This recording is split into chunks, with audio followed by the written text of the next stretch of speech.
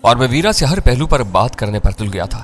میں نے کہا تمہاری باتوں کے مطابق یہ ثابت ہو رہا ہے کہ ظفر ہی ہے اور پوری نیک نیتی کے ساتھ اسپیشل ٹاسک فورس کی خدمت کر رہا ہے، لیکن یہ بھی تو ہو سکتا ہے کہ ظفر کے روپ میں وہ البرٹو ہو جسے کرنل جیسی جونز نے کسی خاص مقصد کے تحت یہاں کے لیے چھوٹ دی ہو۔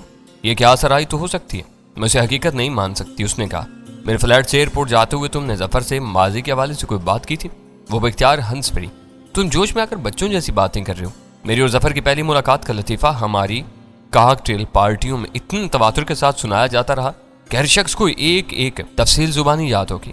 انہی میں البرٹو بھی شامل تھا۔ میری ظفر سے زیادہ دوستی نہیں تھی، جو ہمارے درمیان کچھ نجی حوالے موجود ہوتے اس کے ظاہر عشق کے لطیفے سے بھی البرٹو واقف تھا۔ اگر وہ البرٹو بھی ہے تو وہ ان عام سی باتوں کی بڑے گرم جوشی کے ساتھ تائید کر سکتا تھا۔ اس کے البرٹو ہونے کے بارے میں تم اور کیا جواز رکھتی ہو؟ میں نے پوچھا۔ جس طرح ظفر ہسپانوی زبان سے نابلد ہے، اسی طرح البرٹو تمہاری مادری زبان سے نابلد تھا۔ پھر زبان کے ساتھ لب و لہجہ اختیار کرنا آسان نہیں ہوتا۔ تمہاری مثال ہمارے سامنے ہے، تم برقع اوڑھ کر اردو بولو تو اہل زبان سمجھ ہی جاؤ گے۔ میں نے تمہارے سرحدی علاقوں کی افیم سے ہیروئن حاصل کرنے کے لیے بہت ریاضت کی ہے، پر عام طور پہ ایسا نہیں ہوتا۔ ظفر کی اردو میں ہسپانوی اثرات کا دور دور تک شائبہ نہیں ہے۔ تو ہم شکلوں کی کہانی سنا کر تم نے خود ہی ایک امکان پیدا کیا ہے اور اب سرے سے اس کا وجود ہی ماننے سے منکر ہو جا رہی ہو۔ مجھے یہ کہانی اتنی سیدھی سادی نظر نہیں آ رہی۔ میں نے بے بسی سے کہا مگر کیوں؟ آخر تم ظفر کی طرف سے اتنے بدزن کیوں ہو گئے ہو؟ وہ بدنیت ہوتا تو ایرانی ٹرکوں کے کارواں کو کوئی بھی بڑا حادثہ پیش آ سکتا تھا، اور کرنل جیسی جونز کی ماجکا یا شکارگاہ یورپ اور افریقہ تک محدود ہے۔ اس کے ایشیا کا رخ کرنے کی کوئی شہادت موجود نہیں ہے۔ اسے یہاں سے کیا مل سکتا ہے؟ میرے پاس کچھ بھی نہیں ہے۔ اس کے باوجود ذہن میں خالش برقرار ہے۔ اسے دور کرنے کی ترکیب بہت آسان ہے۔ اس نے بزرگانہ مسکراہٹ کے ساتھ کہا ظفر پاکستان ہی کا ایک ریٹائرڈ افسر ہے۔ اس کو پرانے سروس ریکارڈ سے اس کے فنگر پرنٹ سے نکلوا کر اس کے موجودہ فنگر پرنٹ سے موازنہ کر دو۔ کوئی بھی ماہر ذرا سی دیر میں یہ معاملہ حل کر دے گا۔ میں گہرا سانس لے کر رہ گیا۔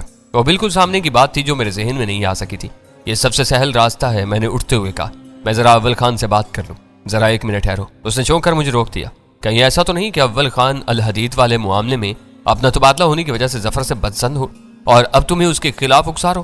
اس نے بالکل وہی بات کہی تھی جو اول خان کے کمانڈنگ افیسر کی طرف سے سامنے آئی تھی، لیکن میں نے اول خان کا دفاع کرتے ہوئے کہا یہ سب میرے اپنے شبہات ہیں۔ اول خان کا ان سے کوئی تعلق نہیں ہے۔ دراصل میرے سامنے ہونے والی تمہاری اور ظفر کی ابتدائی گفتگو نے ذرا دیر سے میرے ذہن پر اثر کیا۔ میرے ذہن میں ظفر کی ایک الگ تصویر بن چکی ہے، وہ بہت بھیانک ہے۔ تو اب تم اول خان کو اپنے شبہات میں شریک کرنے جا رہے ہو؟ پوری کہانی دہرائے بغیر میں نے وضاحت کی میں اس کی مدد کے بغیر ظفر کے نئے اور پرانے فنگر پرنٹس تک رسائی حاصل نہیں کر سکتا۔ ٹھیک ہے، اس نے خاص ادا سے اپنا سر ہلا کر کہا ذرا اپنے چہیتوں کو بھی دیکھ لینا۔ میں ڈرائنگ روم سے باہر آیا تو وہ دونوں مختصر سی گول میز کے گرد سر جوڑے سرگوشیوں میں مصروف تھے اور مگوں میں رکھی ہوئی چائے ٹھنڈی ہو رہی تھی۔ ان دونوں کی استفسار طلب نگاہیں بیک وقت میری طرف اٹھیں اور میں نے انہیں آنکھ سے اشارہ کرتے ہوئے بلند آواز میں کہا ویرا کو بھی کچھ چائے شکایا تھا، لیکن میرا خیال ہے کہ اب آئندہ ایسی بدمزگی کی نوبت نہیں آئے گی۔ میں نے اسے سمجھا دیا۔ تو کیا اتنی دیر سے اسے یہی سمجھا رہے تھے؟ سلطان شاہ نے اس گفتگو کو فطری رنگ دینے کے لیے استزائیہ لہجے میں سوال کیا۔ نہیں، کچھ اور مسائل بھی تھے، ان پر بھی ہم بعد میں بات کریں گے۔ میں فون کی طرف بڑھ گیا۔ میں نے بٹن دبا کر اسپیکر فون استعمال کرنے کے بجائے ریسیور اٹھایا اور اول خان کے نمبر ڈائل کرنے لگا۔ میری بات ہوئی اور کچھ نئی باتیں سامنے آئی ہیں۔ اول خان کی آواز سن کر میں نے کہا تفصیل بعد میں بتاؤں گا، فی الحال ظفر کے پرانے سروس ریکارڈ سے فنگر پرنٹس نکلوا کر یہ دیکھنا ہوگا کہ ظفر کے موجودہ نشانات انگشت انہی کے مطابق ہیں یا نہیں۔ کیا مطلب؟ میری بات پر وہ ذرا چونکا تھا۔ کیا وہ اور بھی ہو سکتا ہے؟ ایک مہم سا شبہ ہے جسے دور کر لینا چاہیے۔ میں نے گول مول سا جواب دیا۔ میں بھی سی او سے بات کرتا ہوں، وہ موازنے پر آمادہ ہو جائے گا۔ کوئی اطلاع ملے تو مجھے فون پر بتا دینا، اور ہاں ویرا سے سامنا ہونے کا اتفاق ہو تو یہ یاد رکھنا کہ ظفر کے بارے میں شبہات میرے ذہن کی پیداوار ہیں۔ اجازت ہو تو میں بھی ڈرائنگ روم میں آ جاؤں؟ میرے فارغ ہوتے ہی غزالہ نے چھپتے ہوئے لہجے میں سوال کیا۔ ہم کافی دیر سے باہر بیٹھے ہوئے ہیں۔ بالکل آ جاؤ، وہاں کوئی راز و نیاز نہیں ہو رہے۔ البتہ سلطان شاہ اور ویرا کا فی الحال زیادہ سامنا نہ ہو تو بہتر ہوگا۔ ایک آدھ دن میں ان کے مراسم بھی اعتدال پر آ جائیں گے۔ میں دوبارہ ڈرائنگ روم میں پہنچا تو ویرا صوفے پر نیم تراز تھی۔ اول خان بہت حیران ہوا، لیکن وہ کوشش ضرور کرے گا۔ میں نے اسے آگاہ کیا اور اس سے خاصی دور ایک الگ صوفے پر بیٹھ گیا تاکہ میری اور ویرا کی بے تکلفی غزالہ کے لیے صدمے کا سبب نہ بن سکے۔ اور اب میں تمہیں مزے کی ایک بات بتاتی ہوں، اس نے مسکراتے ہوئے کہا۔ البرٹو کرنل جیسی جونز کے کوکین کے کاروبار میں کلیدی اہمیت رکھتا تھا۔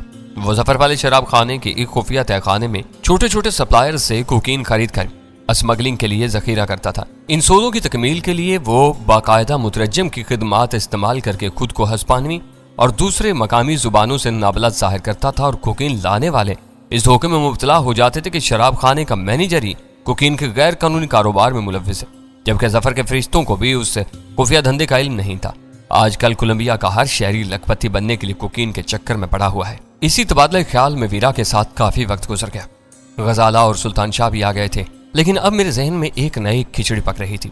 مجھے سب ٹریڈ لائن کے دفتر بھی جانا تھا۔ ٹریڈ لائن کے دفتر پہنچتے ہی شیر شاہ اپنی کارکردگی نہایت فخر کے ساتھ بیان کرنے لگا، لیکن میرا ذہن کہیں اور تھا۔ فلیٹ پر میرے لیے کوئی مصروفیت نہیں تھی، جبکہ وقت گزارنے کے لیے پہاڑ جیسا دن پڑا ہوا تھا، اس لیے میں وہاں سے نکل کر ٹریڈ لائن کے دفتر آ گیا، جہاں شیر شاہ اور عملے کے دیگر اراکین نے خوشگوار حیرت کے ساتھ میرا استقبال کیا، اور میں نے خالی الذہنی کے عالم میں اپنا دفتر سنبھال لیا۔ میں نے صبح سویرے اول خان کے دفتر سے سیٹھ حبیب چیوانی کے گھر فون کیا تو وہ ناشتے میں مصروف تھا۔ میں نے اسے اگلے دن دفتر پہنچنے کا وعدہ کیا تھا، لیکن جب میں دفتر آ ہی گیا تو اپنی آمد سے مطلع نہ کرنا مناسب سمجھا۔ میں نے فون کیا، لیکن دوسری طرف مسلسل گھنٹیاں بجتی رہیں جن کا جواب دینے والا کوئی نہیں تھا۔ غالباً حبیب چیوانی بھی وقت گزارنے کے لیے کہیں نکلا ہوا تھا۔ میں نے شیر شاہ کو دفتر میں بلا کر اس سے اس کی کارکردگی کے بارے میں سرسری سا سوال کیا تو ادب اور احترام کے ساتھ اس کی زبان تیزی کے ساتھ چل پڑی۔ یوں معلوم ہو رہا تھا جیسے وہ خود ہی مجھے اپنی کارکردگی سے آگاہ کرنے کے لیے بے چین ہو رہا۔ ہانگ کانگ اور مکاؤ میں پیدل پیر رونما ہونے والے واقعات کی وجہ سے مجھے وہ مدت سالوں پر محیط محسوس ہوتی نظر آ رہی تھی، لیکن حقیقت یہ تھی کہ میں نے وہاں صرف ایک ہفتہ گزارا تھا، اور اس ایک ہفتے میں حبیب چیوانی نے سرحد اور سرحد پار سے آنے والے 4 بڑے بیوپاریوں سے طویل مدت کے سودے کر کے ہیروئن کی فراہمی 86 کلو ماہانہ تک بڑھا لی تھی۔ ملک سے باہر اسمگل کرنے کے لیے وہ خالص ہیروئن کی بہت بڑی مقدار تھی۔ اس کو مقامی منڈی میں کھپایا جاتا تو 7 سے 10 گنا ملاوٹ کے بعد وہ مقدار بہت بھیانک ہو جاتی تھی۔ مقامی منڈی کی کمزور قوت خرید کی وجہ سے ہیروئن میں دل کھول کر ملاوٹ کی جاتی تھی، اور اسی مناسبت سے دام بھی گرا دیے جاتے تھے۔ نشہ اور غلام بنانے کے اوصاف ملاوٹ کے مال میں بھی ہوتے تھے۔ شہر کی مصروف فٹ پاتھوں، گلیوں، پارکوں، نالوں کے کناروں اور دیگر مقامات پر غول ترغور اونگنے والے غلیظ اور گھنونے افراد اسی ملاوٹ کے مال کے شکار تھے۔ پاکستان میں مافیا کا وجود صرف حبیب چیوانی کے دم سے تھا۔ اسے ذبح کر کے مافیا کی شہرک پر بآسانی پاؤں رکھا جا سکتا تھا۔ میں اس وقت تک حبیب چیوانی کا خاص معتمد تھا، اور اسے مار لینا میرے لیے زیادہ دشوار نہیں تھا۔ دوسری طرف مدر مافیا والے ٹان نشیکاؤ کے قتل کے معمے میں الجھے ہوئے تھے۔ اس واردات کے وقت میری مکاؤ میں موجودگی کی وجہ سے میری ذات شبہات کی صدمے آئی ہوئی تھی، لیکن میں نے حبیب چیوانی کو پوری شدت کے ساتھ اپنی بے گناہی کا یقین دلا دیا تھا۔ مجھے اس کو صرف اتنی مہلت دینی تھی کہ وہ میری بے گناہی کے بارے میں اپنے بڑوں کو بھی قائل کر سکے، تاکہ کراچی میں مافیا کی عبرتناک تباہی کے وقت میری ذات دور شبہات کی زد میں نہ آ سکے۔ کراچی میں ہونے والے آپریشن کے بعد مدر مافیا والوں کے لیے مجھ سے رابطے کا کوئی ذریعہ نہیں رہتا۔ نہ ہی حبیب چیوانی نے مجھے سسلی، میلان، شکاگو والوں کے نام اور فون نمبر دیے تھے جن پر مجھے رابطہ کرنا ہوتا۔ جب تک مدر مافیا والے میرا کھوج نکال کر مجھ تک پہنچتے، میں کوئی بھی بہترین مدافعانہ پلان تیار کر سکتا تھا۔ مال کہاں جمع ہو رہا ہے؟ میں نے پرخیال لہجہ میں شیر شاہ سے سوال کیا۔ مال حسب معمول شہر کے مختلف مقامات پر پھٹے ہوئے نوٹوں کے ٹکڑوں کے تبادلے کے بعد وصول کیا جا رہا ہے، اور اس بار تمام پیکٹ یہیں چیف کے کمرے میں ذخیرہ کیے جا رہے ہیں۔ اس نے بتایا، اس کا مطلب ہے کہ تم چیف کی غیر حاضری میں بھی اس دفتر میں داخل ہونے لگے ہو؟ میں نے چونک کر سوال کیا۔ میرے لیے ایک اہم ترین اطلاع تھی، کیونکہ حبیب چیوانی کی غیر موجودگی میں میں بھی پیشگی اجازت اور بندوبست کے بغیر اس کے دفتر میں داخل ہونے کا مجاز نہیں تھا۔ اس نے اپنے سر کو اسبات میں جنبش دی۔ اب تک صرف 3 بار ایسا ہوا ہے۔ میں اپنی دانست میں خالی دفتر کا مقفل دروازہ کھول کر اندر داخل ہوا، اور یہ دیکھ کر حیران رہ گیا کہ تینوں بار چیف بذات خود اپنے دفتر میں موجود تھا، جبکہ چوکیدار اس کی آمد سے لا علم تھا۔ اسے تمہاری آمد کا اندازہ رہتا ہوگا۔ اس کے دفتر میں متعدد ایسے اسرار پوشیدہ ہیں کہ غیر مجاز فرد ہے اندر قدم رکھتے ہی آفتوں میں مبتلا ہو سکتا ہے۔ میں نے بے نیازی اختیار کرتے ہوئے کہا، لیکن میں حیران ہوں کہ اس کمرے میں پچھلے مال کا کوئی سراغ نہیں ہوتا، جبکہ چیف نے مجھے بتایا ہے کہ اس مال کو پلاسٹک کی چھوٹی چھوٹی تھیلیوں میں سیل کر کے کھوکھلے پیڈز میں چھپانے کا پورا کام رازداری کے ساتھ یہیں انجام دیا جائے گا۔ اس نے قدرے کھل کر کہا، چیف کے دفتر میں عام تو رفت کے کئی خفیہ راستے ہیں، وہ پیکٹ انہی ہی میں سے کسی سرنگ میں پہنچا دیے جاتے ہیں۔ میں نے اس پر اپنی برتری برقرار رکھنے کے لیے پر یقین لہجہ میں کہا۔ دوسری طرف میں کھوکھلے پیڈز کے بارے میں الجھن میں پڑ گیا۔ مجھے طریقہ کار کے سر پیر کا بھی علم نہیں تھا، لیکن میں اس بارے میں شیر شاہ سے کوئی سوال کر کے اسے اس کی اہمیت کا احساس نہیں دلانا چاہتا تھا۔ اس بار چیف کا منصوبہ بہت شاندار اور بے طاق ہے۔ شیر شاہ خود بولنے لگا، ہیروئن سے بھرے ہوئے کھوکھلے شولڈر پیڈز چمڑے کی جیکٹوں میں لگائے جائیں گے، اور وہ جیکٹیں یہاں سے پوری قانونی دستاویزات کے ساتھ برآمد کی جائیں گی۔ یہ تجربہ کامیاب رہا تو ہم بہت سے خطرات سے بچ جائیں گے، اور اگر منزل پر وہ مال پکڑا گیا تو ایک اور بدنامی پاکستان کا مقدر بن جائے گی۔ چرمی ملبوسات کا جائز برآمدی کاروبار کرنے والے مصیبتوں سے دوچار ہو جائیں گے۔ ان امکانات پر دل میں سوچتے ہوئے مجھے اپنے حلق میں تلخی سی کلتی محسوس ہونے لگی تھی۔ میں آج ہی باہر سے آیا ہوں، چیف سے ملاقات ہوگی تو میں یہ ضرور معلوم کرنا چاہوں گا کہ ایکسپورٹ کی جانے والی جیکٹیں کہاں بنوائی جا رہی ہیں۔ چیف کی کسی دوست نے نئی فیکٹری قائم کی ہے، اسی کو آرڈر دیا گیا ہے، اس نے سر جھکا کر کہا۔ اس کے آگے مجھے زیادہ معلومات نہیں ہیں، ہمیں آج رات سے پیڈز بھرنے کا کام شروع کرنا ہے۔ تھیلیاں، سیلنگ مشینیں اور دوسرے لوازمات آج خرید لیے جائیں گے، پھر تم جاؤ اور اپنا کام کرو، میں تمہارا وقت ضائع نہیں کرنا چاہتا۔ میں نے اسے رخصت کر دیا۔ تخلیہ ہو جانے پر میں نے محفوظ اور براہ راست فون پر اول خان سے بات کرنے کا ارادہ کرتے ہوئے ریسیور اٹھایا، لیکن اس کمرے میں خفیہ ڈکٹا فون یا گفتگو ریکارڈ کرنے والے دیگر آلات کی موجودگی کا دھیان آتے ہی ارادہ منسوخ کر دیا۔ اس عمارت میں رونما ہونے والے حالات سے ہر وقت باخبر رہنے کے لیے حبیب جوانی نے الیکٹرانکس کے آلات دل کھول کر نصب کرائے ہوئے تھے، اور کچھ نہیں کہا جا سکتا تھا کہ کس وقت کون سا سرکٹ آن کر دیا گیا ہو۔ چند منٹ بعد ہی آپریٹر نے مجھے چیف کی فون کال کی اطلاع دی۔ اس نے دفتر کی خیر خبر لینے کے لیے کہیں سے فون کیا تھا اور دفتر میں میری موجودگی کی اطلاع ملنے پر مجھ سے بات کرنے کا خواہاں تھا۔ تمہارا تو آج آرام کرنے کا ارادہ تھا، پھر دفتر کیسے چلے آئے؟ سلسلہ ملنے پر چیف کی تحیر زدہ آواز سنائی تھی۔ اتنی لمبی غیر حاضری کے بعد گھر پر چین سے نہیں لیٹا جا رہا تھا، اس لیے دفتر چلا آیا۔ تمہارے گھر فون کیا تھا لیکن وہاں سے کوئی جواب نہیں ملا۔ میں ایک لیدر گارمنٹس فیکٹری سے بول رہا ہوں، تم سے کچھ ضروری باتیں کرنی ہے، میں بس آدھے گھنٹے میں دفتر پہنچ رہا ہوں، اس دوران میں تم شیر شاہ سے بریفنگ لے لو۔ اس نے فون بند کر دیا۔ میں اپنی کرسی کی پوچھتگاہ سے ٹک کر اپنے خیالات میں کھو گیا۔ حبیب جوانی اپنے وعدے کے مطابق آدھے گھنٹے سے پہلے ہی دفتر پہنچ گیا۔ اس نے آتے انٹرکام پر مجھے طلب کیا۔ جب میں اس کے دفتر میں داخل ہوا تو وہ اپنے فنگر پرنٹ سے اسکینر کی طرف متوجہ تھا۔ اس نے کرسی سے اٹھ کر نہایت تپاک سے مجھ سے ہاتھ ملایا تو پوری طرح بشاش نظر آ رہا تھا۔ 86 کلو کا ٹارگٹ مبارک ہو، میں نے اس کے مقابل بیٹھتے ہوئے کہا۔ اس کا مطلب ہے کہ اب بہت جلد ہماری کایا پلٹ ہونے والی ہے۔ اس نے میری بات درمیان سے اچک لی۔ اب ہم ہیروئن کی باقاعدہ ٹریڈنگ شروع کر دیں گے۔ میں اسی سلسلے میں ایک جگہ گیا ہوا تھا۔ اس نے مجھے چمڑے کی جیکٹوں کے شانوں پر لگائے جانے والے شولڈر پیڈز کے بارے میں بتانا شروع کر دیا۔ یہ سارا کام کس فیکٹری میں سر انجام دیا جائے گا؟ میں نے دلچسپی کا مظاہرہ کرتے ہوئے پوچھا۔ میرے ایک دوست نے بڑے پیمانے پر کام شروع کیا ہے، میں اسی پر انحصار کر رہا ہوں۔ تو کیا وہ تمہارے اصل عزائم سے باخبر ہے؟ میں نے قدرے حر سے پوچھا۔ سوال ہی پیدا نہیں ہوتا، میں ایک بڑا آرڈر دے کر اس پر کاروباری احسان کر رہا ہوں۔ وہ مکارانہ مسکراہٹ کے ساتھ بولا۔ مزے کی بات یہ ہے کہ مال اسی کی فرم ایکسپورٹ کرے گی، یعنی کوئی گڑبڑ ہوئی تو وہی مارا جائے گا۔ میں نے ہنستے ہوئے کہا، کاروبار میں رسک تو ہوتا ہی ہے، شپمنٹ صاف نکل گیا تو اسے اپنی سرمایہ کاری پر کم از کم 35% منافع ہوگا۔ سخت مقابلے کی وجہ سے برآمدی کاروبار میں نفع کی اتنی اونچی شرح اب خواب و خیال ہو کر رہ گئی ہے۔ اس نے مجھے نوار سمجھ کر زیادہ دام بتائے جو میں نے دوستی کے حوالے سے منو ان قبول کر لی ہے۔ چمڑے کی مصنوعات کی برآمد پر حکومت بھاری زر تلافی بھی دیتی ہے، تم ہر موضوع پر کچھ نہ کچھ معلومات رکھتے ہو۔ اس نے تعریفی لہجے میں کہا، 20% ریبیٹ اس کے علاوہ ہوگا، جس میں سے نصف وہ کمیشن کے طور پر مجھے دے گا، کیونکہ یہ سودا براہ راست اس کے اور سویڈن کی ایک پارٹی کے درمیان ہوگا جس سے میرے قریبی مراسم ہے۔ وہ دائنی آنکھ دبا کر ہنس پڑا۔ جیکٹ بنانے والے کاریگروں کو اندازہ نہیں ہو جائے گا کہ پیڈز کے اندر کوئی چیز بھری ہوئی ہے؟ اس کا امکان ہے، اسی لیے ہم صرف ایک کاریگر کو اپنے اعتماد میں لیں گے۔ ایک کاریگر؟ میں نے بے یقینی سے اس کی طرف دیکھا۔ وہ دن بھر میں بہت تیر مارے تو 2 جیکٹیں بنا لے گا۔ 60 جیکٹوں میں 2 من سے زیادہ مال کیسے کپایا جا سکے گا؟ اسے ریسرچ کہتے ہیں، وہ ہلکے سے کہکے کے ساتھ بولا۔ صنعتی پیمانے پر ملبوسات کی تیاری 2 مسلمہ طریقوں سے ہوتی ہے۔ پہلے طریقے میں ہر کاریگر پورا لباس یا جیکٹ اکیلا تیار کرتا ہے۔ دوسرا چین سسٹم ہوتا ہے جس میں کام کے اعتبار سے 6 تا 15 کاریگروں کا گروپ مل کر کام کرتا ہے۔ ایک آدمی صرف کالر جوڑتا ہے، دوسرا آستین لگاتا ہے، تیسرا بیلٹ سیتا ہے۔ اس طرح نہ صرف کام کی رفتار تیز ہوتی ہے بلکہ کوالٹی بھی بہتر ہوتی ہے، کیونکہ ہر کاریگر صرف ایک ہی قسم کی سلائی پر مامور ہوتا ہے۔ ہماری پروڈکشن چین سسٹم پر ہوگی اور پیڈ لگانے والا کاریگر ہمارے اعتماد کا آدمی ہوگا، جسے مقررہ اجرت کے علاوہ 10,000 روپے ماہانہ ادا کی جائیں گے۔ یہ کام کب سے شروع ہو جائے گا؟ میں نے اس کی باتوں سے مرعوب ہو کر پوچھا۔ آج چمڑے کی خریداری کے لیے بات ہو گئی ہے، آج رات ہی پیڈز میں شوگر بیگ ڈالنے کا کام شروع ہو جائے گا۔ بس 2-3 دن میں کام مشینوں پر آ جائے گا۔ پہلی تجرباتی کھیپ 200 جیکٹوں کی ہوگی جس میں 10 کلو شوگر ہوگی۔ میں لالچ میں پڑھ کر پیڈز کو زیادہ بھاری نہیں کروں گا۔ ہر پیڈ میں صرف 25 گرام کی تھیلی ہوگی، یعنی فی جیکٹ 50 گرام مال جائے گا۔ فیکٹری میں پیڈز کی دیکھ بھال کا کام اب شیر شاہ کے سپرد کیا جا سکتا ہے، کیونکہ تم آ گئے ہو۔ مال کی وصولی کے لیے تم کسی کو بھی مامور کر سکتے ہو۔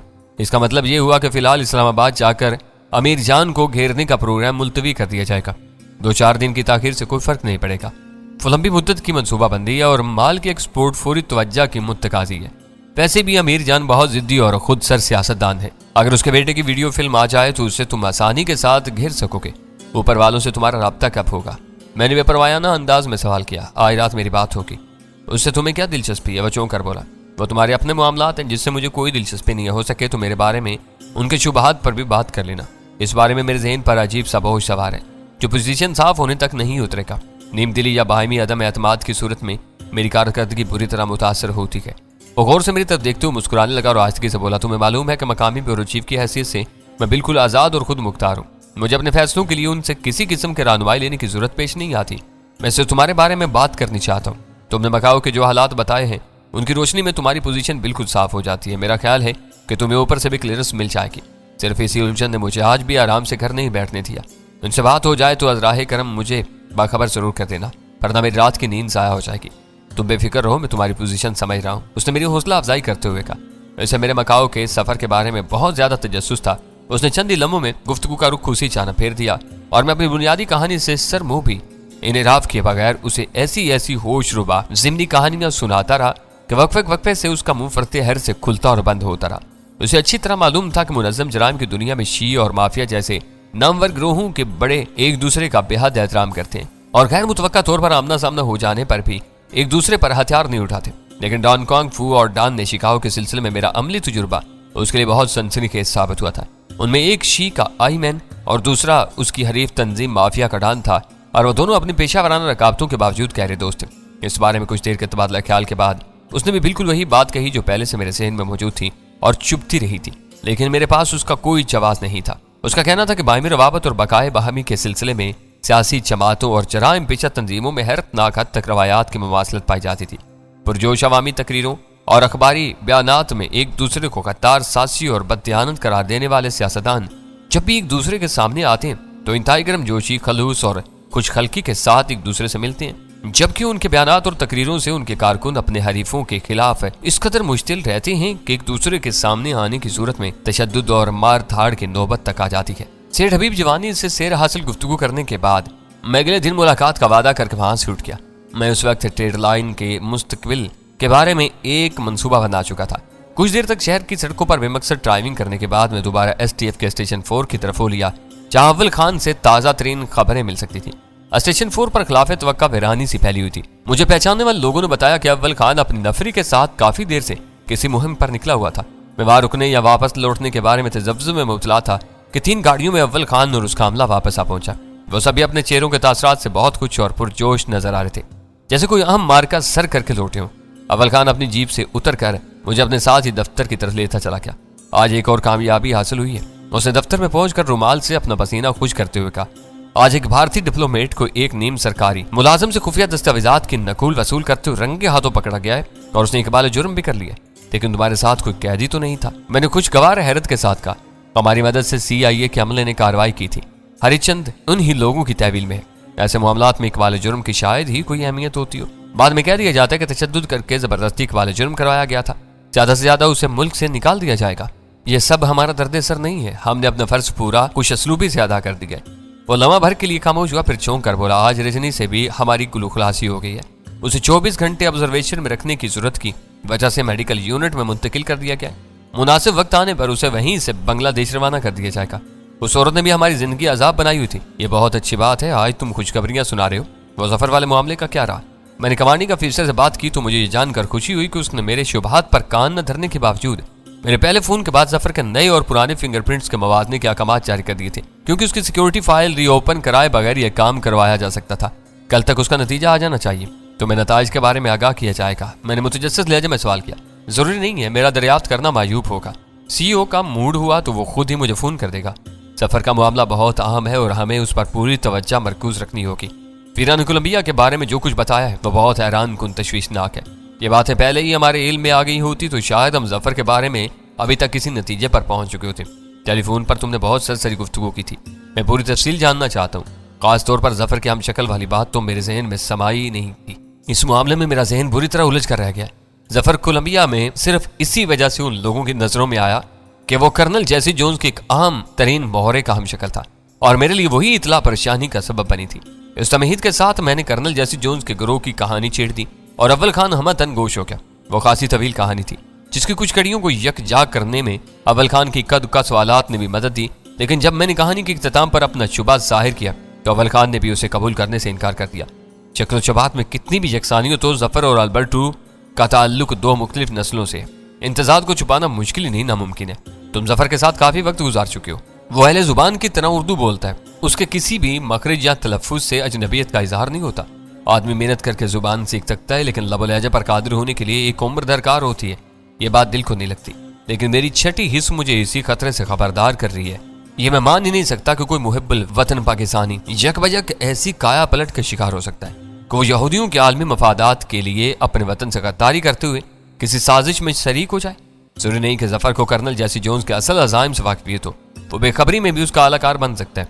कोई राय कायम करने से पहले हमें हर पहलू पर अच्छी तरह गौर कर लेना चाहिए। वो अपनी बात पर अड़ा हुआ था। बेखबरी वाली बात मैं नहीं मानता, मैंने सख्ती के साथ कहा। उन्होंने उसे गुड़ियों से खेलने के लिए नहीं भेजा होगा, उसे यकीनी तौर पर कुछ मुकर्ररा अहदाफ दिए गए होंगे। उन अहदाफ से कर्नल जैसी जोन्स के मजमूम अज़ाइम की अक्कासी जरूर होती होगी। वो जो कुछ कर रहा है उसके तबाहकुन नताए से पूरी तरह बाखबर होगा। अभी तक हमारे सामने कोई शहादत नहीं आई। अव्वल खान ने गहरा सांस लेकर बोला, जफर पर हमें सिर्फ शुबा ही शुबा है, बल्कि ये भी हमारे नहीं सिर्फ मेरे शुबात थे। तुम्हारा ज़हन उसकी तरफ से बिल्कुल साफ था। मैंने कर्नल जैसी जोन्स का हवाला आने पर जफर को मशकूक करार दिया था और तुम मेरी दी हुई लाइन को लेकर आगे बढ़े हो। यह भी तो हो सकता है कि मैंने अपनी जुबान खोलने में जल्दबाजी से काम लिया हो, जफर के दिल में कोई खोट ना हो और वो कर्नल जैसी जोन्स से बाकायदा कतई ताल्लुक करके पूरी नेक नीयती के साथ यहाँ आया हो। यह हमारी ज़हनी कलाबाजियाँ हैं। मैंने उकताए हुए अंदाज में कहा, कर्नल जैसी जोन्स ने उसके मामले में अपनी रवायात से क्यों इनराफ किया, उसे जिंदा क्यों छोड़ा?